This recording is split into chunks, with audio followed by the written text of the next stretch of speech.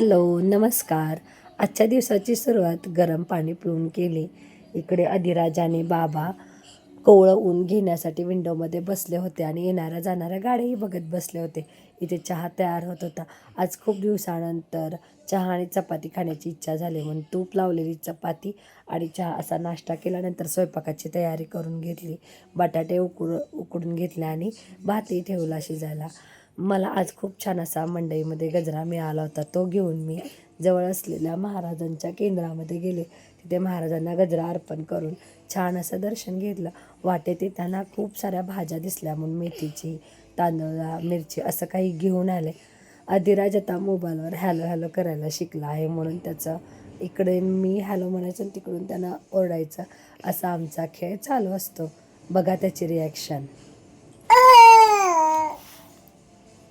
मी गोव्यावरून आणलेला गॉगल त्याला खूप आवडतो. तो घालून आम्हाला दाखवत असतो. त्यानंतर जेवण करून घेतलं. वेदांशला नवीन सायकल घेतली म्हणून तो खूप खुश आहे. तो सारखा सायकलवर खेळत असतो. आता सायकल खेळून झाल्यानंतर कंटाळला म्हणून त्यानं आज मला फरमाईश केली कोल्ड कॉफी. बाहेरूनच मागवायचा प्लॅन होता पण म्हटलं नको, आज जरा घरी ट्राय करूया म्हणून दूध, कॉफी पावडर आणि साखर आणि थोडेसे आईस्क्यूब टाकून छान अशी कोल्ड कॉफी तयार करून घेतली. उड्या मारत मारत कोल्ड कॉफी प्यायला आला आणि रिॲक्शन देण्याच्या ऐवजी त्याची ॲक्शनच मला सांगत होते की कोल्ड कॉफी खूप छान झाली आहे ते. नंतर माझी मैत्रिणी कोळेकर मॅडमांनी आम्हाला पार्टी दिली. पाणीपुरी आणि शेवपुरी आम्ही खूप एन्जॉय केली ती.